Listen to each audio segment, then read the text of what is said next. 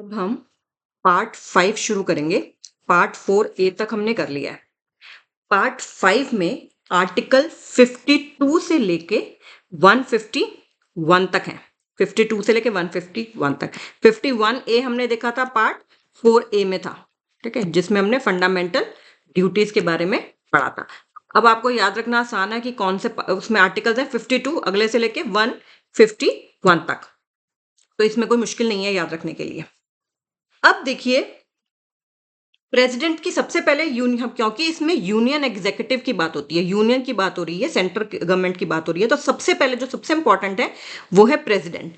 अब हम प्रेसिडेंट के बारे में पढ़ेंगे। सबसे पहली बात जो याद रखने की है वो ये है कि प्रेसिडेंट जो है वो हेड ऑफ द स्टेट होते हैं, नॉमिनल हेड होते हैं, ठीक है।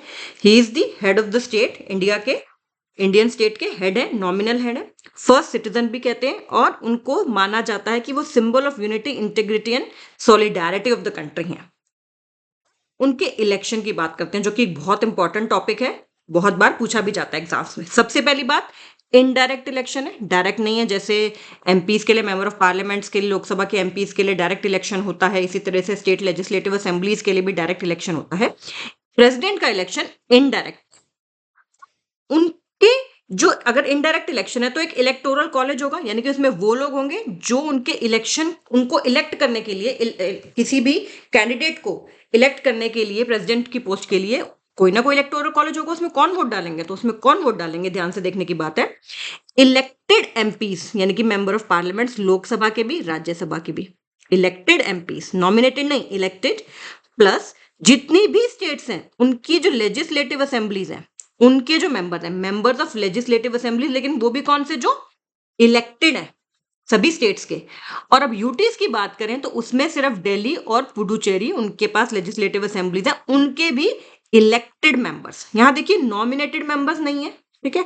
और कई सारी स्टेट्स में आपको पता है बाय कैमरल लेजिस्लेचर है, वहां पे लेजिस्लेटिव असेंबली के साथ साथ लेजिस्लेटिव काउंसिल भी है, लेकिन उस काउंसिल के भी मेंबर्स को यहाँ पे प्रेसिडेंट के इलेक्शन में वोट डालना इज नॉट अलाउड।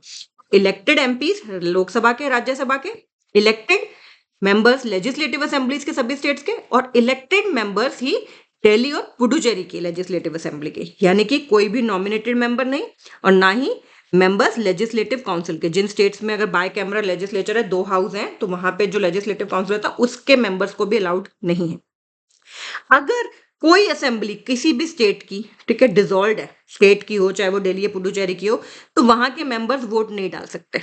वहां के मेंबर्स फिर उस प्रेसिडेंट के इलेक्शन के लिए वोट नहीं डाल सकते। अब इलेक्शन किस सिस्टम से होता है, वो होता है proportional representation by means of single transferable vote, ठीक है। इसको हम बोल देते हैं एसटीवी, सिंगल ट्रांसफरेबल वोट। इसमें होता क्या है, इसमें क्या होता है कि अभी हम आगे भी पढ़ेंगे इसको, कि आपने सपोज करिए 3 कैंडिडेट सिलेक्शन के लिए खड़े हुए प्रेसिडेंट के इलेक्शन के लिए, 1 2 3। तो सबको ये सीक्रेट बैलेट से ही होता है, सबको उनको ऑप्शन देनी होती है कि हाँ ये कैंडिडेट, सपोज कर लो ए बी सी है, तो हर जो वोटर है जो इलेक्टोरल कॉलेज में है, जो कि वोट डाल सकता है, वो ऑप्शन देगा 1 2 3 की, 1 2 3 की, ये मेरी पहली चॉइस है, मेरी दूसरी चॉइस है, तीसरी चॉइस है, ऐसे करके सबका। तो सबसे पहले सारे वोटर्स की देखा जाएगा कि कितने लोगों ने उनको फर्स्ट प्रेफरेंस दी है। तो अगर, और जीतता कौन है, जिसके पास जितनी वोट्स पड़ी हैं उसका 50% +1। सिंपल सी बात है, जितनी वोट्स पड़ी हैं उसका 50%, यानी कि 2 से डिवाइड कर दो, +1, इतनी वोट चाहिए।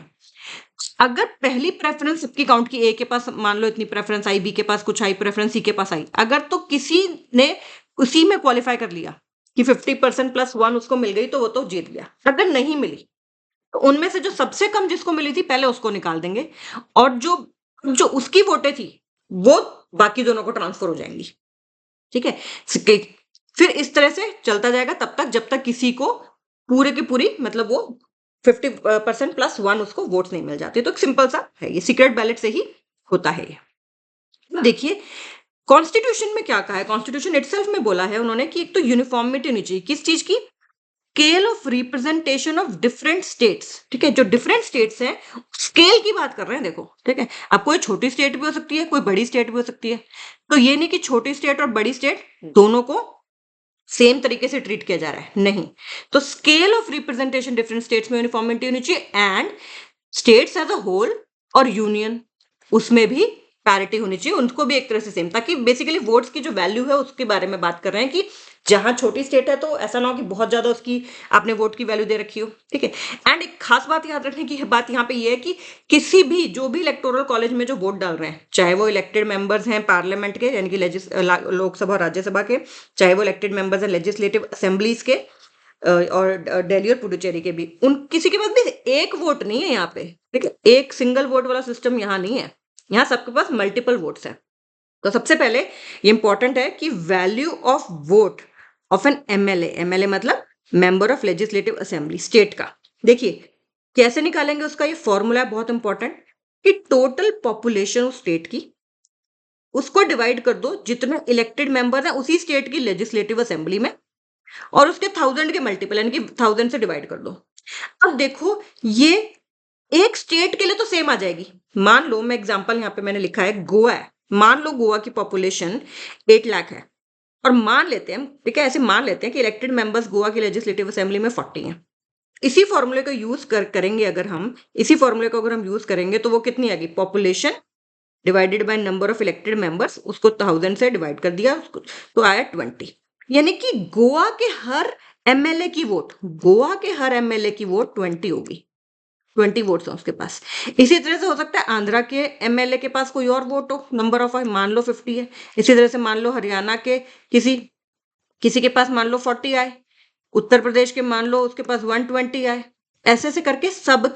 लेकिन स्टेट के हर एमएलए के पास इक्वल वोट है, मतलब गोवा की आंध्रा से अलग है, हरियाणा से अलग है, यूपी से अलग है, लेकिन गोवा के हर एक एमएलए की वोट सेम है, नंबर ऑफ वोट उनके पास सेम है। अब क्या करते हैं एमपी की वोट निकालने के लिए, एमपी की वोट निकालने के लिए क्या करते हैं, जितने भी एमएलए की ये आई हैं हर स्टेट की और दिल्ली और पुडुचेरी की, इन सबको ऐड कर लेंगे, उन सबको ऐड कर लेंगे तो वो ऊपर वाली वैल्यू आ जाएगी, ये total value of votes of all MLA of all states. MP की वैल्यू निकालने के लिए value of vote of an MP निकालेंगे, जितनी भी वोट्स की वैल्यू है ये सभी एमएलए ऑफ ऑल स्टेट्स की, सबको ऐड करेंगे तो एक फिक्स नंबर ही आएगा, ठीक है, एक फिक्स नंबर ही आएगा कोई। फिर total number of elected members of parliament, ये भी फिक्स है, जितने इलेक्टेड हैं लोकसभा में प्लस राज्यसभा में वो भी फिक्स है। उसी हिसाब से value of vote of an MP आ जाएगी, मान लो 700 आ गई, तो यानी कि हर एमपी की जो वोट है वो 700 ही है, तो एमपी की वोट तो फिक्स्ड है, ठीक है, क्योंकि ये चीज भी फिक्स्ड है, ये चीज भी फिक्स्ड है। लेकिन एमएलएस की जो वैल्यू है वो स्टेट टू स्टेट तो वेरी करेगी, एक स्टेट के अंदर सेम है लेकिन अलग अलग स्टेट की अलग है। लेकिन एमपी की देखो फिक्स हो गई है, क्यों, क्योंकि जो टोटल वैल्यू है, क्योंकि जो टोटल वैल्यू है वोट्स की सभी एमएलए ऑफ ऑल स्टेट्स की, हमने कहा स्टेट टू स्टेट अलग है, लेकिन जब सबको ऐड कर लेंगे तो कांस्टेंट नंबर ही आएगा। इसी तरह से total number of elected members ये भी कांस्टेंट है, क्योंकि वो तो फिक्स्ड है, तो ये हर एक एमपी की जो वैल्यू आएगी वोट की वो सेम आएगी, कि सपोज कर लो हर एक के पास 700 वोट है, ठीक है। इसी तरह से एमएलए अलग स्टेट टू स्टेट डिफर करेंगे। अब देखिए जो भी मैंने आपको बताया, जीतने के लिए क्या चाहिए, जीतने के लिए चाहिए जितनी टोटल वैलिड वोट्स हैं, जितनी की वोट्स डाली गई हैं उसको 2 से डिवाइड करो, यानी कि उसका 50% प्लस 1, तो वो हो जाएगा। एक ही बैलेट पेपर मिलता है, सीक्रेट बैलेट से वोटिंग होती है। और अगर इस मैटर में डिस्प्यूट हो जाए भाई, ठीक है, कि किसी ने कह दिया कि मतलब नहीं हमें तो इलेक्शन ठीक नहीं हुए, ठीक है, तो सुप्रीम कोर्ट ही डिसाइड करता है ऐसे मैटर्स को, और उसका डिसीजन फाइनल होता है, ये बहुत इंपॉर्टेंट बात है, उसी का डिसीजन फाइनल होता है। और इसलिए चैलेंज नहीं किया जा सकता कि इलेक्टोरल कॉलेज इनकम्प्लीट है, यानी कि कोई वैकेंसी है, ठीक है, कि भाई 50 लोग तो थे नहीं जी वोट डालने के लिए, नहीं, अगर वैकेंसी है तो ऐसा नहीं होगा। और जो उसको जब ये मैटर जाता है कोर्ट में, सुप्रीम कोर्ट में, तो उसको इलेक्शन पिटीशन बोलते हैं। लेकिन इलेक्शन पिटीशन ऐसे नहीं है कि एक बंदे ने कह दिया कि चलो जी हमें तो अच्छा नहीं लगा, प्रेसिडेंट का इलेक्शन ठीक नहीं हुआ तो चलो चलते हैं सुप्रीम कोर्ट, नहीं। इलेक्शन पिटीशन जो है या तो कोई कैंडिडेट डाले जो इलेक्शन के लिए खड़ा हुआ था, ठीक है, या फिर 20 या उससे ज्यादा इलेक्टर्स जो कि उस इलेक्टोरल कॉलेज में थे वो डाले। एक बहुत इंपॉर्टेंट बात याद रखने की ये भी है कि अगर मान भी लो प्रेसिडेंट का इलेक्शन वॉइड डिक्लेयर हो जाए, लेकिन उसने जो इलेक्शन वॉइड डिक्लेयर होने से पहले जो एक्ट्स किए थे वो सारे के सारे क्या रहते हैं, वैलिड रहते हैं, वो सारे वैलिड होते हैं, ठीक है। एंड ये election petition with in 30 days डालनी होती है। किसके विद इन 30 डेज, जब रिटर्न कैंडिडेट का मतलब होता है वो कैंडिडेट जो जीता है, ठीक है, जब उसका नाम पब्लिश कर दिया इलेक्शन कमीशन ने, उसके 30 दिन के अंदर अगर कोई इलेक्शन पिटीशन डालनी है तो डालनी होती है, ओके। अब एलिजिबिलिटी की बात करते हैं, किसी को इलेक्शन के लिए अगर खड़ा होना है प्रेसिडेंट के, कुछ एलिजिबिलिटी भी होनी चाहिए। सबसे पहले तो ऑब्वियसली वो सिटीजन ऑफ इंडिया होना चाहिए, फिर या तो 35 का या 35 से ज्यादा होना चाहिए। फिर ये इंपॉर्टेंट बात ये भी याद रखने की है कि वो लोकसभा का मेंबर बनने के लिए एलिजिबल होना चाहिए, क्वालिफाइड होना चाहिए। लोकसभा का भी हम देखेंगे जब आगे करेंगे कि लोकसभा के मेंबर बनने के लिए क्या क्वालिफिकेशन है। लोकसभा का मेंबर एंड कोई ऑफिस ऑफ प्रॉफिट होल्ड ना करता हो। देखिए ऑफिस ऑफ प्रॉफिट भी एक बड़ा वो है, टेक्निकल चीज है इसमें, लेकिन उन्होंने बोल दिया कि सिटिंग प्रेसिडेंट कोई है, ऑलरेडी सिटिंग प्रेसिडेंट है, कोई वाइस प्रेसिडेंट है, गवर्नर है किसी स्टेट का, कोई मिनिस्टर है, उनको ये नहीं माना जाएगा कि वो ऑफिस ऑफ प्रॉफिट होल्ड कर रहे हैं। ओके उनको ये नहीं माना जाएगा कि वो ऑफिस ऑफ प्रॉफिट होल्ड कर रहे हैं। तो 35 या उससे ज्यादा citizen of India qualified to be a Lok Sabha member not holding any office of profit, और जहां पे हमने बता दिया कौन कौन से होल्ड नहीं करते। नॉमिनेशन करना पड़ता है, अगर आपको इलेक्शन पे खड़ा होना तो नॉमिनेशन करना पड़ता है। तो उसमें क्या याद रखना है कि प्रपोज करने वाले होते हैं कि हम चाहते हैं कि ये बन जाए, 50 इलेक्टर्स प्रपोजर्स चाहिए, 50 इलेक्टर्स सेकेंडर्स चाहिए। ठीक है, सिक्योरिटी डिपॉजिट कराया जाता है रिजर्व बैंक ऑफ इंडिया के साथ 15,000 रुपीज का। अगर 1/6 से भी कम मिले, जितनी वोट्स पड़ी उससे 1/6 से भी कम वोट्स मिली, तो वो जो सिक्योरिटी डिपॉजिट है वो फोरफिट कर लिया जाता है, वापस नहीं दिया जाता कैंडिडेट को। एक इंपॉर्टेंट बात क्या है कि फिर जब जब ऑब्वियसली रिटर्निंग ऑफिसर बनाए जाते हैं, जब कोई इलेक्शन होता है तो रिटर्निंग ऑफिसर बनाए जाते हैं, तो वो कन्वेंशन है कि लोकसभा का सेक्रेटरी जनरल और इसी तरह से राज्यसभा का सेक्रेटरी जनरल को रोटेशन बेसिस पे एक बार एक प्रेसिडेंट के इलेक्शन में लोकसभा का सेक्रेटरी जनरल बन गया, दूसरे इलेक्शन में राज्यसभा का सेक्रेटरी जनरल बन गया, उस तरह से। अब इनको जब इलेक्शन जो भी जीतता है कैंडिडेट, फिर उसको ओथ भी तो दिलवाई जाएगी। ठीक है, कि आप एक ओथ करें लेंगे, तो वो कौन उनको करता है, या तो चीफ जस्टिस ऑफ इंडिया, अगर वो ना हो by chance chief justice of India तो सीनियर मोस्ट जज सुप्रीम कोर्ट का। ठीक है, और देखिए उनकी ओथ में भी देखिए क्या चीजें बात की है। एक तो उन्होंने बोला है कि मैं फेथफुली एग्जीक्यूट करूंगा अपना ऑफिस या करूंगी अपना ऑफिस। कॉन्स्टिट्यूशन की बात हमेशा होगी, preserve protect and defend constitution, और डिवोट करूंगा अपने आप को service and well being of the people of India. Execute करूंगा अपना ऑफिस फेथफुली, कॉन्स्टिट्यूशन की बात हो गई, उसको प्रिजर्व प्रोटेक्ट एंड डिफेंड करना है, और सर्विस और well being of the people of India के लिए काम करूंगा। कुछ कंडीशंस भी हैं प्रेसिडेंट ऑफिस के लिए। सबसे पहली बात कि वो मेंबर ऑफ पार्लियामेंट या स्टेट लेजिस्लेचर नहीं होना चाहिए, लेकिन हो भी तो सकता है ना, क्योंकि अभी तो हमने बोला ठीक है कि वो कोई मिनिस्टर भी हो सकता है। ठीक है, तो अगर वो है तो ये उस मान लिया जाता है कि जिस दिन वो इलेक्ट हो गए उस दिन से उन्होंने वो वाली पोजीशन वेकेट कर दी। ठीक है, डीम्ड टू बी वेकेटेड होता है कि अगर मान लो कोई एमपी है और वो प्रेसिडेंट बन गया, तो जिस दिन उनका रिजल्ट आया कि हाँ वो बन गए हैं प्रेसिडेंट, तो उस दिन से वो जो उनकी मिनिस्टर वाली पोस्ट है, एमपी वाली पोस्ट है, वो डीम्ड वेकेटेड होगी। ठीक है, not holding any other office of profit. देखिए ऑफिस ऑफ प्रॉफिट में भी काफी चीजें हैं कि देखो अगर आपको गवर्नमेंट से ही पैसा मिल रहा है, गवर्नमेंट ही आपको कुछ उसमें आपका रहना उसमें, ठीक है, हटाना, आपका रिमूवल गवर्नमेंट के हाथ में ही है, तो ये सारे तो प्रॉफिट ऑफिस ऑफ प्रॉफिट हो गए ना फिर। ठीक है, आपको गवर्नमेंट से, आप तो गवर्नमेंट का ही फेवर करेंगे, फिर आप इंडिपेंडेंटली कैसे कर पाएंगे। लेकिन इसमें काफी सारी चीजें हैं, और इसमें आयरनी ये है कि किसी मिनिस्टर को ऑफिस ऑफ प्रॉफिट नहीं माना गया। ठीक है, इसमें एक आयरनी है। चलिए, फिर उसमें क्या है, राष्ट्रपति भवन में रहने को मिलता है जो प्रेसिडेंट बनते हैं, रेंट फ्री। ठीक है, और उनको साथ साथ कुछ सैलरीज वगैरह भी मिलती है, अलाउंसेस मिलते हैं, प्रिविलेजेस मिलते हैं, इवन आफ्टर वो they cease to be a president उनको पेंशन वगैरह भी मिलती है। ये बस इतना सा याद रखने की जरूरत है, इसमें डिटेल में नहीं जाने की जरूरत है कि कितनी पेंशन मिलती है, कितना एमोल्यूमेंट्स मिलते हैं। ठीक है, प्रिविलेजेस कुछ हैं वो इंपॉर्टेंट है। क्या क्या प्रिविलेजेस है, सबसे पहले उनको पर्सनल इम्यूनिटी है, लीगल लायबिलिटीज है फॉर हिज ऑफिशियल एक्ट्स। वो जो ऑफिशियली कुछ भी कर रहे हैं ऑफिशियली, ठीक है, उसके लिए उनको कोई कोर्ट नहीं लेके जा सकता। ठीक है, उनकी लीगल लायबिलिटी ऑफिशियल एक्ट्स के लिए नहीं है। ठीक है, कि उन्होंने, अब वो कोई भी बिल पेश होगा, मनी बिल पेश होगा पार्लियामेंट में, वो उसको दोनों हाउस पास कर देंगे, फिर उनके पास आएगा वो साइन करने के लिए, तो उनको साइन करना है। ठीक है, कोई उनको ये नहीं कह सकता कि नहीं भी ये तो गलत था और आपने क्यों उसको साइन कर दिया। नो, उनको पर्सनल इम्यूनिटी है, लीगल लायबिलिटी से फॉर हिज ऑफिशियल एक्ट्स। अब देखिए उनको पर्सनल एक्ट्स के लिए भी है कई जगह, क्रिमिनल प्रोसीडिंग से भी वो इम्यून है, पर्सनल एक्ट्स के लिए भी, लेकिन सिर्फ तब तक जब तक कि वो अपनी पोस्ट होल्ड कर रहे हैं। उनको अरेस्ट नहीं किया जा सकता, उनको जेल में नहीं डाला जा सकता, लेकिन सिर्फ तब तक जब तक कि वो होल्ड कर रहे हैं पोस्ट, उसके बाद कर सकते हैं। ठीक है, कोई 5 साल के लिए प्रेसिडेंट रहा, उसके बाद वो प्रेसिडेंट नहीं रहे अगर, तो उनको अपने पर्सनल एक्ट्स के लिए वो अकाउंटेबल होंगे, बट जब वो he is holding the office तब तक उनको criminal proceeding, even in respect of his personal act, उनको इम्यूनिटी है। सिविल प्रोसीडिंग्स के लिए, सिविल प्रोसीडिंग्स अगर हो कि हाँ अभी कोई कह रहा है इन्होंने मेरे से 1 लाख रुपए लिया था जी, वापस नहीं दे रहे, ठीक है, सिविल प्रोसीडिंग्स के लिए पर्सनल एक्ट में, तो उनको 2 मंथ का नोटिस दिया जाता है, चाहे वो ऑफिस तब होल्ड कर रहे हैं तब भी दिया जा सकता है। तो जनरली ऐसे में होता नहीं है एक तो, और अगर होता भी है तो वो बाहर से उल्टा लिया जाता है, इसलिए 2 मंथ का नोटिस भी दिया जाता है। अब टर्म कितनी है, प्रेसिडेंट ऑफ इंडिया की टर्म कितनी है, 5 years है। वो रिजाइन कर सकते हैं पहले ही। अगर वो अपना रेजिग्नेशन देंगे तो वो किसको देंगे, वो वीपी को देंगे। देखो ओथ उनको कौन दिलवा रहा था, chief justice of India, senior most जज। अगर चीफ जस्टिस नहीं है अवेलेबल तो सीनियर मोस्ट जज ऑफ सुप्रीम कोर्ट, लेकिन अगर रेजिग्नेशन देंगे तो वो वाइस प्रेसिडेंट को एड्रेस करेंगे। इसके सिवा उनको रिमूव भी किया जा सकता है। रिमूव का एक ही तरीका, उसको इम्पीचमेंट बोलते हैं, और वो सिर्फ और सिर्फ एक ही कारण की वजह से किया जा सकता है, वो है violation of constitution, violation of the constitution.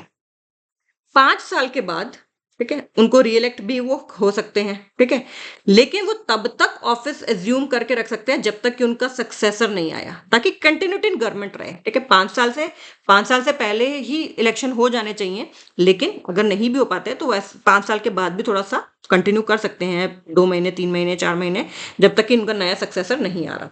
री इलेक्शन के लिए वो एलिजिबल है, कोई भी लिमिट नहीं है हमारी कॉन्स्टिट्यूशन में, एक इंसान प्रेसिडेंट कितनी भी बार बन सकता है। अब बहुत important point, impeachment of the president. अगर उनको रिमूव करना है तो सिर्फ और एक ही तरीके से वो कर सकते हैं, एक ही रीजन के लिए कर सकते हैं, violation of the constitution. Violation of the constitution क्या है, वो कहीं डिफाइंड नहीं है कॉन्स्टिट्यूशन में, कहीं पे भी डिफाइंड नहीं है, लेकिन ये इजी नहीं है। सबसे पहले तो या तो लोकसभा या राज्यसभा, कोई भी हाउस इनिशिएट कर सकता है प्रोसीडिंग्स, लेकिन इनिशिएट करने के लिए वो एटलीस्ट उस हाउस के 1/4 मेंबर से साइंड हो वो, ठीक है। जो जो चार्जेस हैं वो 1/4 मेंबर यानी कि 25% मेंबर से साइंड होने चाहिए, देखो, ठीक है। फिर 14 डे का नोटिस भी दिया जाना चाहिए कि हाँ हम इम्पीचमेंट प्रोसीडिंग्स जो है, इम्पीचमेंट बिल जो है वो इंट्रोड्यूस कर रहे हैं, इसको इम्पीचमेंट बिल कहा जाता है, उसको इम्पीचमेंट बिल कहा जाता है। फिर जिस हाउस ने इनिशिएट किया है, लोकसभा या राज्यसभा, जिस हाउस ने भी इनिशिएट किया, 1/4 मेंबर्स ने उसको सपोर्ट करके, फिर वहां पे 2/3 मेजोरिटी, 50%+1 वाली नहीं, 2/3 मेजोरिटी से उसको पास करना होता है। उसी के चांस बहुत कम होते हैं।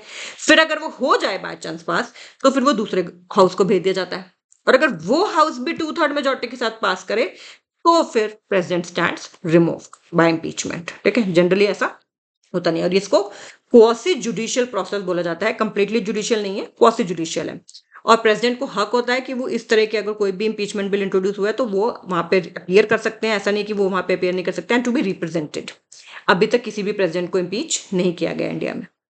अब वैकेंसी, वैकेंसी है मतलब यानी कि वो पोस्ट खाली है, कब होगी, या तो 5 साल का टर्म ओवर हो गया, या उन्होंने रिजाइन कर दिया, या उनको इम्पीचमेंट से हटा दिया, या बाय चांस उनकी डेथ हो गई, या फिर इलेक्शन पिटीशन गई थी और इलेक्शन डिक्लेयर्ड हो गया वॉइड, या फिर कोई और भी रीजन हो सकते हैं, ठीक है। मान लो उनको इलनेस है, कोई सिकनेस है, ठीक है, वो अवेलेबल नहीं है, तो भी उस टाइम के लिए एक तरह से वैकेंसी गिनी जाती है।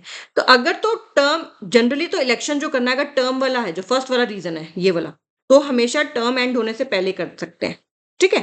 तब तक होल्ड करते हैं ऑफिस जब तक कि कोई नया वन ज्वाइन नहीं करता। लेकिन अगर अगर इन वजहों से कि किसी ने रिजाइन कर दिया, उनको इम्पीच कर दिया गया, डेथ हो गई, या वॉइड हो गया डिक्लेयर इलेक्शन, या फिर वो सिकनेस वगैरह, तो हमेशा याद रखना है विद इन 6 मंथ्स इलेक्शन करना जरूरी है, विद इन 6 मंथ्स इलेक्शन करना जरूरी है।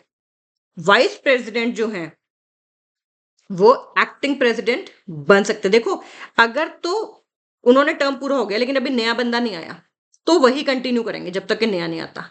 लेकिन अगर उन्होंने रिजाइन कर दिया, रिमूव हो गए, डेथ हो गई ऐसा, तो फिर वाइस प्रेसिडेंट एक्ट करता है प्रेसिडेंट। लेकिन अगर नया बंदा नहीं आया और वो भी है, तो फिर वही एक्टिंग प्रेसिडेंट रहेंगे जब तक कि नया बंदा नहीं आता। अगर एब्सेंस है, इलनेस है, तब भी वाइस प्रेसिडेंट एक्टिंग प्रेसिडेंट बन सकते हैं। अगर मान लो वाइस प्रेसिडेंट की पोस्ट ही वैकेंट है, तो chief justice of India can act as a president, वो एक्टिंग प्रेसिडेंट हो जाएंगे। अगर मान लो चीफ जस्टिस ऑफ इंडिया की पोस्ट भी वैकेंट है, तो सीनियर मोस्ट जज जो है सुप्रीम कोर्ट के, वो एक्टिंग प्रेसिडेंट की तरह एक्ट करेंगे। अब पावर्स और फंक्शंस ऑफ प्रेसिडेंट की बात करते हैं। सबसे पहले, बहुत इंपॉर्टेंट है ये, पूरा टॉपिक इंपॉर्टेंट है, इसमें क्वेश्चन आ ही जाता है। सबसे पहले एग्जीक्यूटिव पावर्स, ठीक है, जितने भी काम होते हैं उनके नेम में होते हैं। देखिए यूपीएससी जब अपॉइंट करता है, कोई सिविल सर्विसेज के थ्रू सिलेक्ट होता है, ठीक है, ग्रुप ए पोस्ट में, तो उसके जो नोटिफिकेशन निकलती है जब वो ज्वाइन करता है, उसमें लिखा होता है the president is pleased to appoint, ठीक है।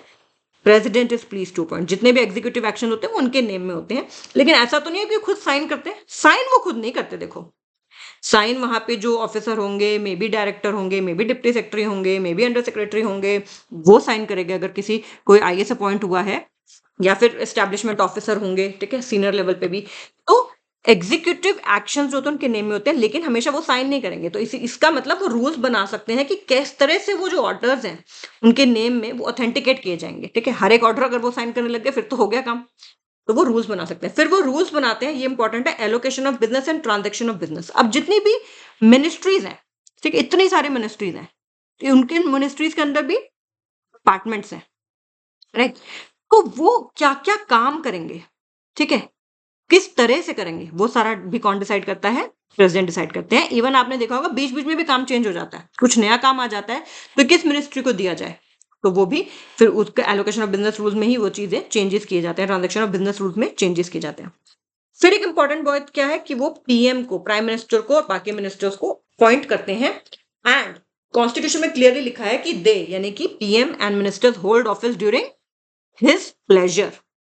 फिर वो अटॉर्नी जनरल ऑफ इंडिया को भी अपॉइंट करते हैं प्रेसिडेंट हमारे, और उनकी रेम्यूनरेशन डिसाइड करना और ये सब भी वही करते हैं। एंड वो भी जो एजीआई हैं, attorney general of India, he holds office till the pleasure of the president of India. फिर वो अपॉइंट करते हैं कंट्रोलर एंड ऑडिटर जनरल को, चीफ इलेक्शन कमिश्नर को, प्लस अदर इलेक्शन कमिश्नर्स को, chairperson and members of the UPSC constitutional body है सब, governor of the state को भी करते हैं, फाइनेंस कमीशन के चेयरपर्सन को और उनके मेंबर्स को भी करते हैं। फिर एक इंपॉर्टेंट पॉइंट ये, वो पीएम को कह सकते हैं कि कोई एक मैटर है, मान लो उस पर किसी मिनिस्टर ने ऑलरेडी डिसीजन ले लिया, ठीक है, मान लो हेल्थ मिनिस्टर ने किसी मैटर पे एक डिसीजन ले लिया, लेकिन प्रेसिडेंट कह सकते हैं प्राइम मिनिस्टर को कि आप ये जो मैटर है ना, ये काउंसिल ऑफ मिनिस्टर्स को कंसिडर करने के लिए एक बार बोले, ठीक है। अगर वो ऑब्वियसली कंसिडर ऑलरेडी नहीं किया है काउंसिल ऑफ मिनिस्टर्स ने तो और वो प्राइम मिनिस्टर को कहेंगे, मिनिस्टर को नहीं कहेंगे, हेल्थ मिनिस्टर को प्रेसिडेंट, वो सीधा प्राइम मिनिस्टर को ही कहेंगे। फिर प्रेसिडेंट जो है वो पीएम को कह सकते हैं कोई भी मैटर यूनियन के अफेयर से रिलेटेड, या कोई वो बिल इंट्रोड्यूस करने वाले हो, कोई भी लेजिस्लेशन के लिए कोई भी प्रपोजल जो है उसके लिए भी वो इनसे इंफॉर्मेशन मांग सकते हैं। एक इंपॉर्टेंट बात आगे कि वो अपॉइंट करते हैं inter state council. Inter state नाम से पता चल रहा है, एक तो सेंटर स्टेट से भी बेटर रिलेशन होते हैं, कोऑपरेशन बढ़ती है, और इंटर स्टेट भी आपस में, स्टेट्स की भी, स्टेट की भी, सेंटर स्टेट की भी इससे कोऑपरेशन बढ़ती है। तो इंटर स्टेट काउंसिल भी अपॉइंट कर सकते हैं। यूटीज को प्रेसिडेंट ही एडमिनिस्टर करते हैं, किसके थ्रू? एडमिनिस्ट्रेटर्स के थ्रू, जो कि वो प्रेसिडेंट खुद अपॉइंट करते हैं। ये भी इंपॉर्टेंट है कि प्रेसिडेंट डिक्लेयर करते हैं किसी भी एरिया को स्केड्यूल्ड एरिया, और उन्हीं के पास पावर्स हैं कि वो स्केड्यूल्ड एरियाज और ट्राइबल एरियाज को कैसे एडमिनिस्टर किया जाएगा। अब बात करते हैं लेजिस्लेटिव पावर्स की। सबसे पहली बात तो हमें पता है पार्ट ऑफ द पार्लियामेंट है, क्योंकि उनके साइन के बिना कोई भी बिल एक्ट नहीं बनेगा। लोकसभा पास करेगी, राज्यसभा पास करेगी, उसके बाद उनके साइन होंगे तभी वो बिल जो है वो एक्ट बनेगा। तो पार्ट ऑफ पार्लियामेंट है, ठीक है। फिर दूसरी बात ये कि वो समन कर सकते हैं, प्रोरोग कर सकते हैं पार्लियामेंट। जब हम पार्लियामेंट पढ़ेंगे, पार्लियामेंट का जो टॉपिक पढ़ेंगे उसमें सारा कुछ बताएंगे, समन का मतलब क्या होता है, प्रोरोग का मतलब क्या होता है। डिसॉल्व भी कर सकते हैं लोकसभा, अगर किसी की क्लियर कट मेजोरिटी नहीं है, confidence motion, no confidence motion pass हो जाता है, तो वो इस स्पेशल उसमें सर्कमस्टेंसेस में वो डिसॉल्व भी कर सकते हैं लोकसभा। ज्वाइंट सिटिंग भी बुला सकते हैं, और अगर यानी कि लोकसभा राज्यसभा इकट्ठे ज्वाइंट सिटिंग कर सकते हैं। और अगर ऐसी सिटिंग होती है तो हमेशा याद रखना है कि लोकसभा का स्पीकर ही प्रिसाइड करता है ऐसी सिटिंग के ऊपर। पहला सेशन जो होता है हर साल का, उसको भी वो एड्रेस करते हैं, ठीक है। और हर जनरल इलेक्शन, यानी कि जो 5 साल के बाद जनरल इलेक्शन होता है, उसके बाद जो पहला सेशन होगा उसको भी वो एड्रेस करते हैं प्रेसिडेंट। पार्लियामेंट को कोई मैसेज भेज सकते हैं वो with respect to a pending bill भी और अदरवाइज भी, ठीक है। He is president of India भाई, he can send messages to parliament with respect to a pending bill और अदरवाइज। अगर स्पीकर या चेयरमैन की पोस्ट खाली है, वेकेंट है, तो वो किसी भी मेंबर को, अगर स्पीकर की खाली है तो लोकसभा के किसी मेंबर को, अगर चेयरमैन की खाली है तो राज्यसभा के किसी मेंबर को अपॉइंट कर सकते हैं स्पीकर या डिप्टी स्पीकर। और ऑब्वियसली वो दोनों, अगर डिप्टी स्पीकर की भी खाली है, डिप्टी चेयरमैन की भी खाली है, तो वो किसी भी मेंबर ऑफ द, ये बेसिकली जब स्पीकर अगर एब्सेंट होता है तो डिप्टी स्पीकर ही वो करता है, अगर चेयरमैन एब्सेंट है तो डिप्टी चेयरमैन एक्ट करता है। लेकिन अगर ये दोनों पोस्ट खाली है, स्पीकर डिप्टी स्पीकर और चेयरमैन डिप्टी स्पीकर, तब की बात मैं कह रही हूँ कि तब कोई भी मेंबर को प्रेसिडेंट अपॉइंट कर सकते हैं।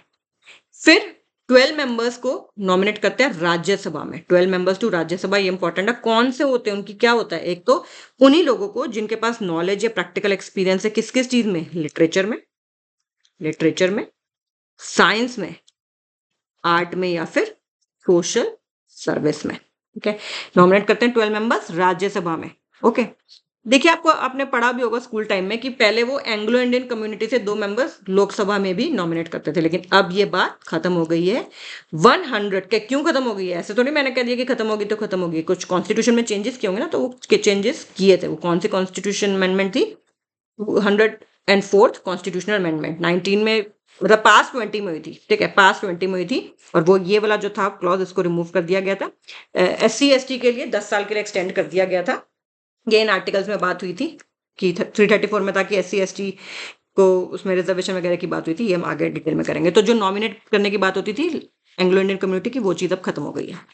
फिर very very important, president decide करेंगे कोई भी question related to disqualification of members of parliament in consultation with election commission.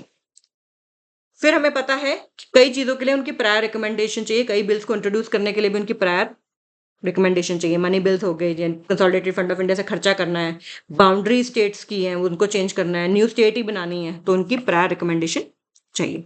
अब जब उनके पास एक बिल आता है तो उनके पास क्या क्या ऑप्शन है? एक तो है असेंट दे दिया, साइन कर दिए, बिल जो है एक्ट बन गया। अपना असेंट रोक लो कि भाई नहीं दे रहे। एक और ऑप्शन क्या है? रिटर्न कर दो बिल को। ऑब्वियसली अगर मनी बिल नहीं है, क्योंकि अगर उन्होंने खुद ही रिकमेंड किया उसका इंट्रोडक्शन, तो फिर उनको वो ऑप्शन नहीं है। लेकिन अगर वो रिटर्न करके दोबारा से लोकसभा और राज्यसभा ने पास करके उनके पास भेज दिया, चाहे मॉडिफिकेशन के साथ, अमेंडमेंट्स के साथ भी भेजा हो, तो भी उनको फिर अपना साइन उस पर करने ही पड़ेंगे, उनको अपना असेंट उस पर देना ही पड़ेगा। तो लिमिटेड ये पावर भी है कि एक बार वो रिटर्न कर सकते हैं। अगर स्टेट लेजिस्लेचर ने कोई बिल पास किया और गवर्नर ने उसको रिजर्व कर दिया कि कंसिडरेशन ऑफ द प्रेसिडेंट के लिए, कर सकते हैं। ठीक है, गवर्नर के पास ये पावर है, गवर्नर वाले चैप्टर में करेंगे। तो स्टेट का बिल है लेकिन गवर्नर ने रिजर्व कर लिया for consideration of the president, तो प्रेसिडेंट के पास क्या क्या ऑप्शन है? या तो असेंट दे दो, या विदहोल्ड कर लो, या फिर गवर्नर को डायरेक्ट कर दो कि रिटर्न कर दे बिल रिकंसिडरेशन के लिए। लेकिन अगर मान लो विदाउट अमेंडमेंट्स या विद अमेंडमेंट्स अगर वापस दोबारा से आ जाए रिकंसिडरेशन के लिए, तो प्रेसिडेंट इज नॉट बाउंड कि वो उस पर असेंट दे ही दे। ठीक है, not obligatory for the president to give assent if again passed and then send to him for consideration, चाहे वो अमेंडमेंट के साथ हो चाहे ना हो। एक बहुत इंपॉर्टेंट कि वो ऑर्डिनेंसेस भी प्रोमलगेट कर सकते हैं।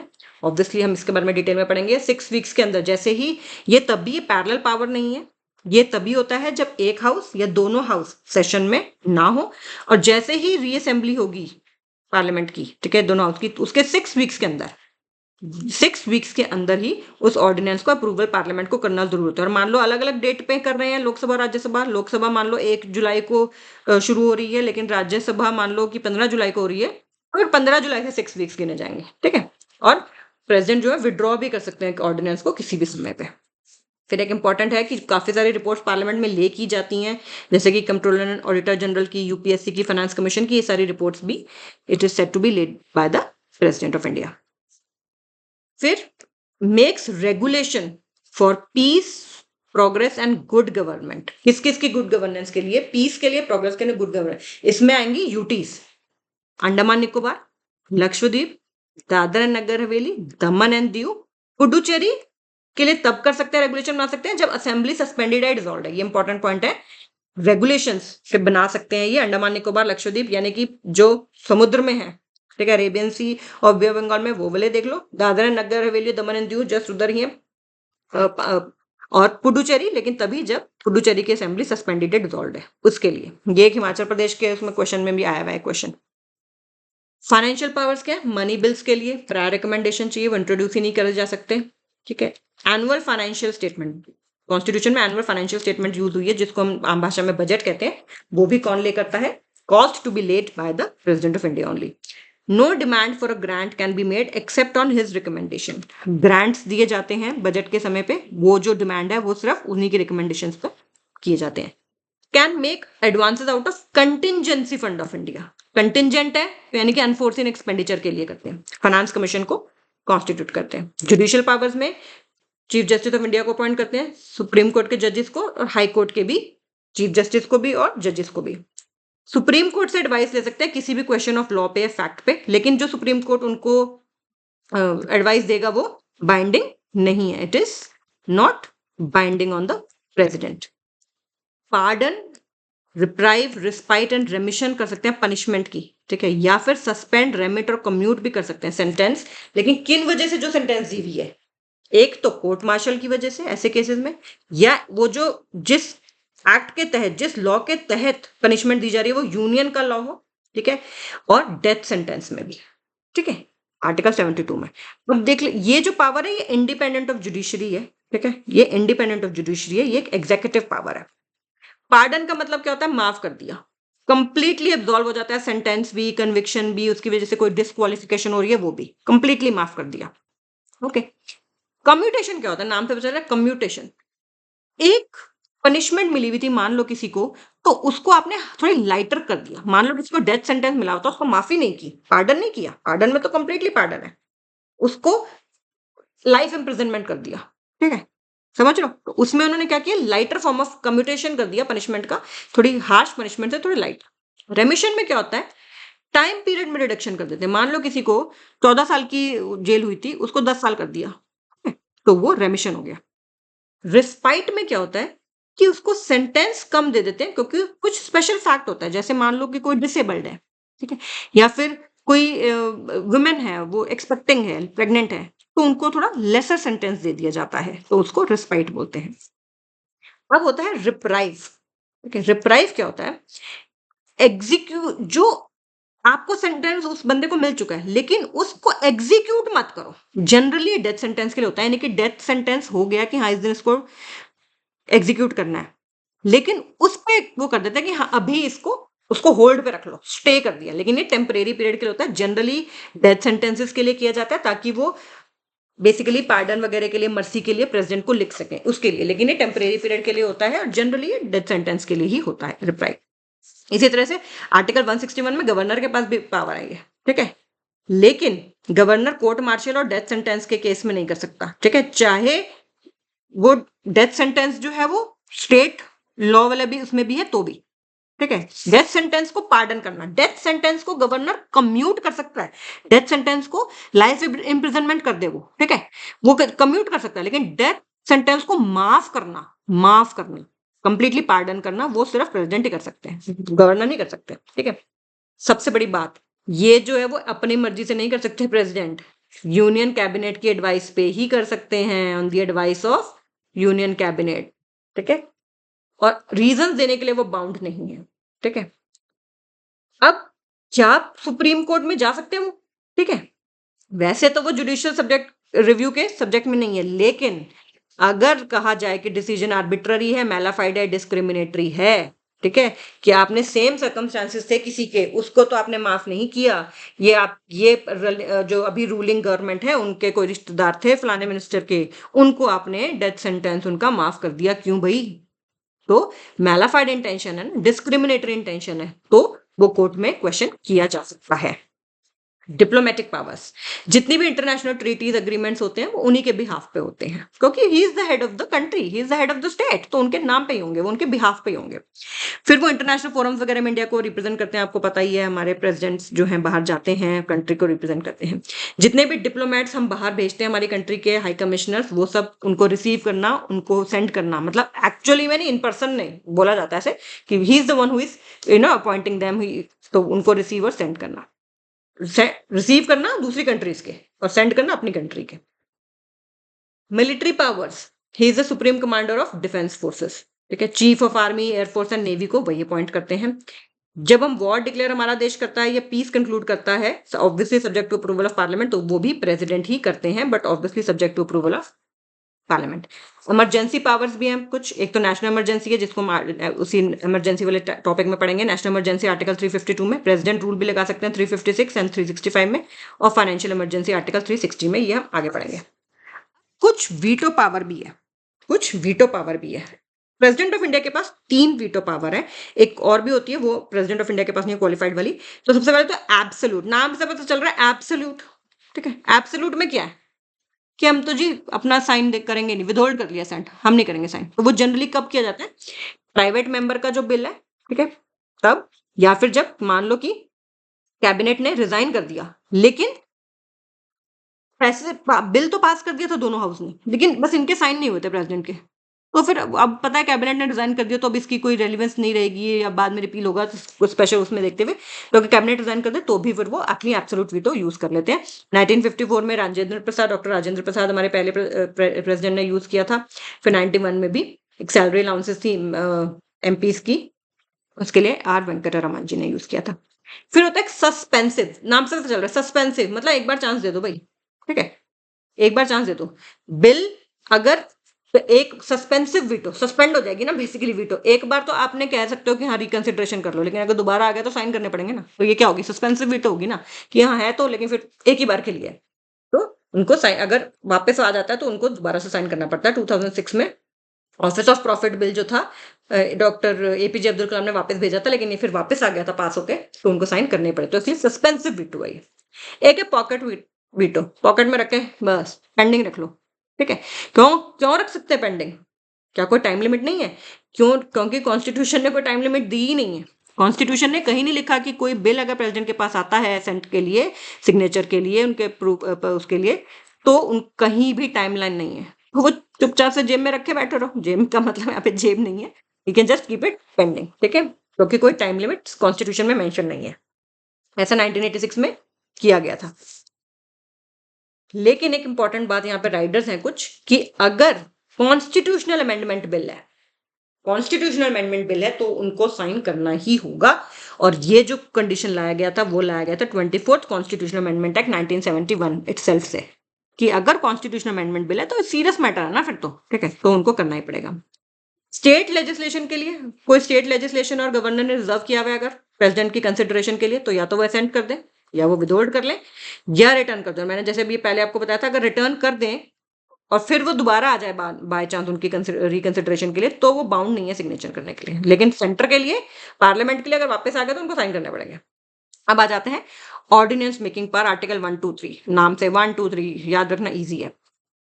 उस ऑर्डिनेंस की सेम फोर्स होती है जैसे एक एक्ट की होती है, बस ये फर्क ये होता है कि टेम्परेरी लॉ होता है, और ये जनरली तब यूज किया जाता है जब कोई अर्जेंट मैटर आ जाए, अनफोर्सिन मैटर आ जाए। तो आपको याद रखना जरूरी है, जैसे मैंने बताया अभी, पैरेलल पावर नहीं है ये, या तो दोनों हाउस सेशन में नहीं है, या एटलीस्ट एक, क्योंकि आपको पता है कोई भी आपको बिल इंट्रोड्यूस करना है तो दोनों हाउस को पास करना जरूरत है, तो अगर एक भी सेशन में नहीं है तो भी ऑर्डिनेंस इशू किया जा सकता है।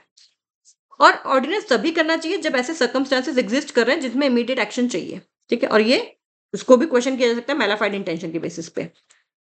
पार्लियामेंट कॉम्पिटेंट उन्हीं सब्जेक्ट्स पे बनाया जाएगा, ऑर्डिनेंस इशू किया जाएगा प्रेसिडेंट के द्वारा जिसपे पार्लियामेंट कॉम्पिटेंट है कोई भी लॉ बनाने के लिए। और जनरली इसमें फंडामेंटल राइट्स को टेक अवे करने के लिए ऑर्डिनेंस नहीं की जाती। जैसे ही रीअसेंबली होगी दोनों हाउसेस की, उसके 6 वीक्स के अंदर इसको अप्रूवल पार्लियामेंट का जरूरी है। अगर पार्लियामेंट ने डिसअप्रूव कर दिया, ठीक है, रेजोल्यूशन पास करके, ठीक है, तो वो उससे पहले भी सीज कर जाएगा एग्जिस्ट करना। मैक्सिमम लाइफ क्या हो सकती है यानी ऑर्डिनेंस की, देखो हमने बोला 6 वीक्स ऑफ रीअसेंबली, और हमें पता है आगे हम पार्लियामेंट वाले चैप्टर में पढ़ेंगे, 2 सिटिंग्स के बीच में पार्लियामेंट की 6 मंथ से ज्यादा डिफरेंस नहीं हो सकता। तो यानी कि मैक्सिमम लाइफ ऑर्डिनेंस की मान लो 6 महीने बाद मिले, वो जैसे ही मिले उसके 6 हफ्ते के अंदर करना है, तो टोटल यानी कि टोटल 6 मंथ्स और 6 वीक्स जो है ऑर्डिनेंस की मैक्सिमम लाइफ हो सकती है। अगर लैप्स हो जाए, मान लो ना पार्लियामेंट ने उसको अप्रूव नहीं किया, उसको इंट्रोड्यूस ही नहीं किया उसको अप्रूवल के लिए, मान लो पार्लियामेंट में, तो वो जो एक्ट उससे पहले किए गए हैं वो वैलिड है, ऐसे नहीं कि वो इनवैलिड हो जाएंगे, ठीक है। अगर मान लो लैप्स करने दिया यानी कि उसके अप्रूवल के लिए रेजोल्यूशन ही नहीं मूव हुआ, तो एक्ट्स डन जो है उसके लैप्स होने से पहले, क्योंकि 6 वीक्स तक ही वो वैलिड रह सकता है, ठीक है, तो फिर वो उसके एक्ट्स जो उससे पहले किए गए हैं वैलिड ही है। प्रेसिडेंट विड्रॉ भी कर सकते हैं इसको किसी भी समय, ठीक है, लेकिन एक बात इंपॉर्टेंट क्या रखने की है कि वो अपनी मर्जी से ऑर्डिनेंस प्रोमलगेट नहीं कर सकते, वो सिर्फ और सिर्फ काउंसिल ऑफ मिनिस्टर्स जो कि हेडेड बाय प्राइम मिनिस्टर होंगे, उन्हीं की एडवाइस पे उसको प्रोमलगेट करेंगे, ठीक है। और ऑर्डिनेंस रेट्रोस्पेक्टिव भी हो सकती है, ठीक है, क्रिमिनल उसमें ऑब्वियसली नहीं होती है, लेकिन यानी कि पिछली डेट से भी हो सकती है, ठीक है। मान लो कि किसी पे फाइन लगाना है, तो आप बोल सकते हो आज मान लो, अगर एक मान लो जस्ट एग्जांपल 1 जुलाई का, लेकिन आप 1 अप्रैल से कह सकते हो कि हाँ टैक्स लगाएंगे हम इस पे, ठीक है, या इस पे ये फाइन लगाएंगे। फाइन का जनरली नहीं करते वो इस तरह से, क्योंकि वो एक पनिशमेंट है, ठीक है। फिर टैक्स लॉ को भी अमेंड कर सकते हैं थ्रू ऑर्डिनेंस।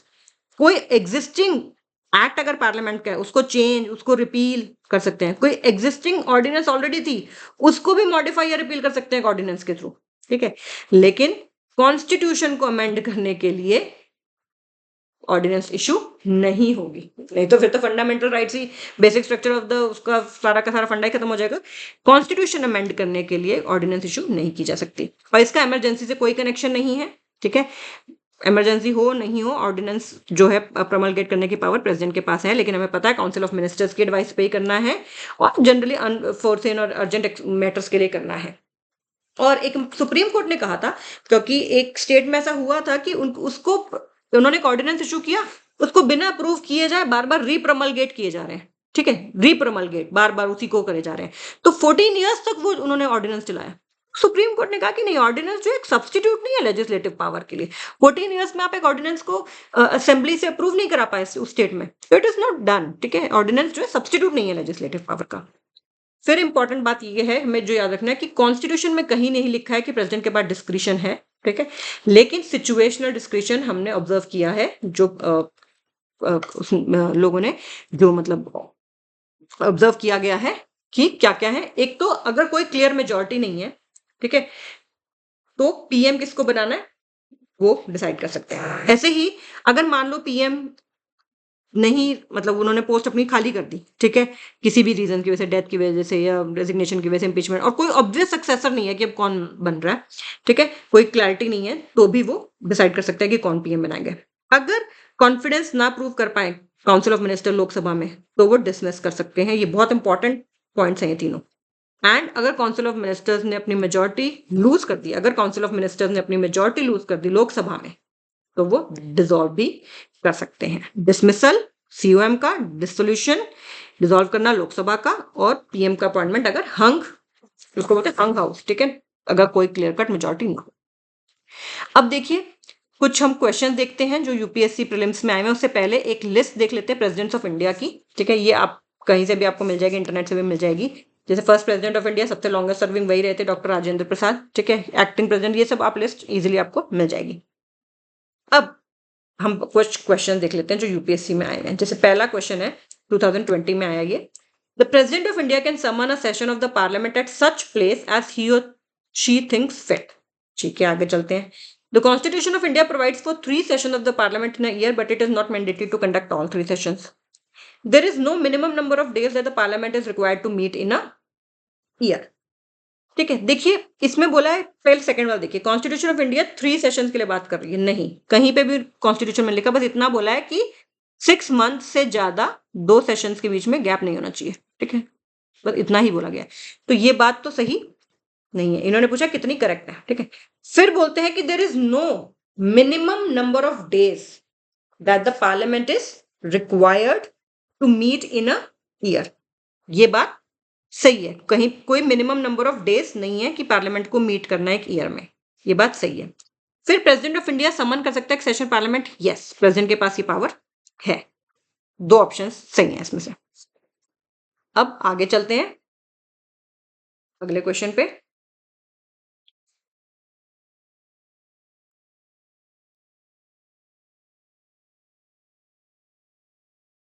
इसमें कहते हैं 2023 में आया ये, if the election of the president of India is declared void by the Supreme Court of India, all acts done by him or her in the performance of duties before the date of decision becomes invalid। नहीं, हमने बताया था कि अगर void हो भी जाए तो उससे पहले, void declare करने से पहले वाले सारे valid होंगे, तो ये statement correct नहीं है। Election for the post of the president of India can be postponed on the ground that some legislative assemblies have been dissolved and elections are yet to take place। नहीं, हमने बोला था कि vacancy के basis पे हम उसको नहीं कर सकते। When a bill is presented to the President of India, the Constitution prescribes time limits within which he or she has to declare his or her assent। No, कोई time limit Constitution में नहीं दी गई है, तो यानी कि how many of the none, ठीक है, कोई भी statement true नहीं है। ये 2025 में आया हुआ है। The exercise of this power, कौन से pardoning power की बात कर रहे हैं, of the President of India की, the exercise of this power by the President can be subjected to limited judicial review, yes, हमने देखा था मैलाफाइड इंटेंशन, डिस्क्रिमिनेटरी उस पे कर सकते हैं। The president can exercise this power without the advice of the central government, no, ठीक है, ओनली वन इज ट्रू। हमने देखा था कि काउंसिल ऑफ मिनिस्टर्स की एडवाइस पे ही वो उसको कर सकते हैं।